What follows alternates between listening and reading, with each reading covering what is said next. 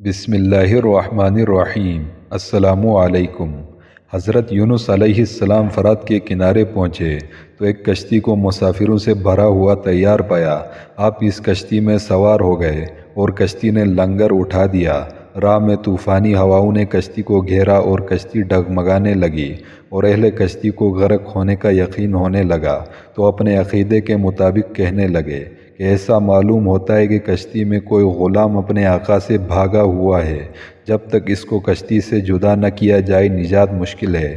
حضرت یونس علیہ السلام نے سنا تو ان کو تنبہ ہوا کہ خداوند کریم کو میرا نینوا سے وحی کا انتظار کیے بغیر اس طرح چلے آنا پسند نہیں آیا اور میری آزمائش کے آثار ہیں۔ یہ سوچ کر انہوں نے اہل کشتی سے فرمایا، وہ غلام میں ہوں جو اپنے آقا سے بھاگا ہوا ہے، مجھ کو کشتی سے دریا میں پھینک دو۔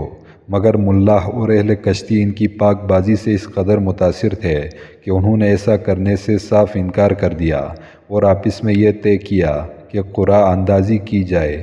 چنانچہ 3 مرتبہ قرعہ اندازی کی گئی اور ہر مرتبہ حضرت یونس علیہ السلام کے نام پر قرعہ نکلا۔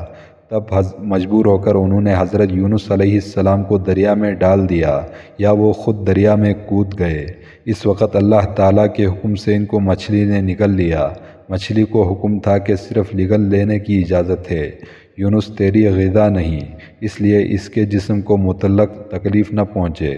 حضرت یونس علیہ السلام نے جب مچھلی کے پیٹ میں خود کو زندہ پایا تو درگاہ الہی میں اپنی ندامت کا اظہار کیا کہ کیوں وہ وحی الہی کا انتظار کیے اور رب العالمین سے اجازت لیے بغیر امت سے ناراض ہو کر نینوا سے نکل آئے اور عفو و تقصیر کے لیے اس طرح دعا گو ہوئے، لا الہ الا انت سبحانک انی کنت من الظالمین۔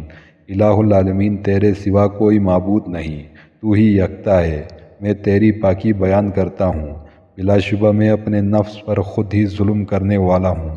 خداوند کریم نے حضرت یونس علیہ السلام کی درد بھری آواز سنی اور توبہ قبول فرمائی۔ مچھلی کو حکم دیا کہ یونس کو جو تیرے پاس ہماری امانت ہے اگل دے۔ چنانچہ مچھلی نے ساحل پر حضرت یونس علیہ السلام کو اگل دیا۔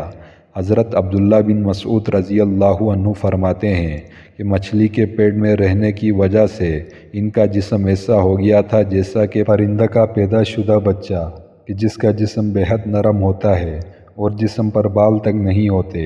غرض حضرت یونس علیہ السلام بہت ہی نحیف و ناتواں حالت میں خشکی پر ڈال دیے گئے۔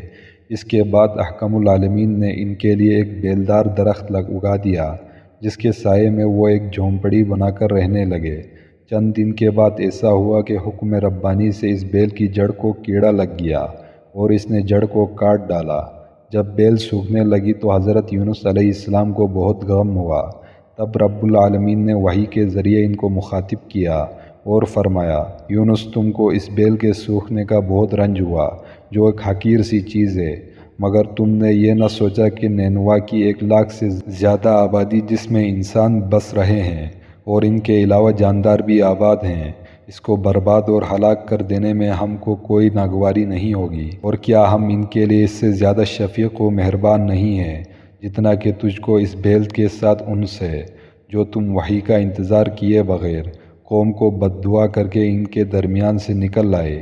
ایک نبی کی شان کے یہ نامناسب ہے کہ وہ قوم کے حق میں عذاب کی بد دعا کرے اور نفرت کے ساتھ ان سے جدا ہونے میں ایسی جلد بازی اختیار کرے کہ وحی کا انتظار باقی نہ رہے۔ اس طرح سے ہوا کہ حضرت یونس علیہ السلام بد دعا کر کے اہل نینوا سے جدا ہوئے اور ادھر انہوں نے بد دعا کے کچھ آثار محسوس کیے۔ نیز حضرت یونس علیہ السلام کے بستی چھوڑ دینے پر ان کو پختہ یقین ہو گیا کہ وہ ضرور اللہ تعالیٰ کے بھیجے ہوئے پیغمبر تھے اور اب ہلاکت و بربادی یقینی ہے۔ تب ہی حضرت یونس ہم سے جدا ہو گئے ہیں۔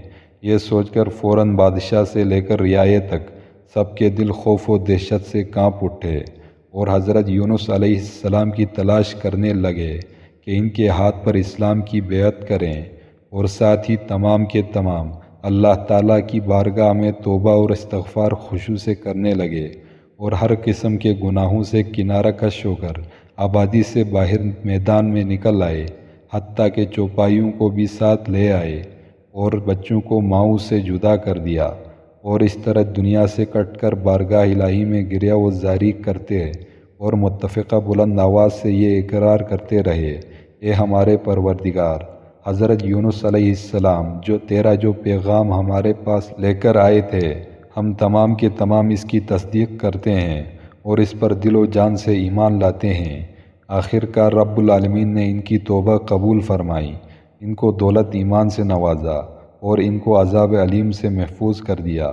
اللہ تعالیٰ نے قوم یونس پر خاص مہربانی فرمائی، اور یہ پہلا واقعہ ہے کہ عذاب الہی کا اعلان ہو گیا ہو اور پھر عذاب ٹل جائے۔ خداوند کریم ہر شے پر قادر مطلق ہے۔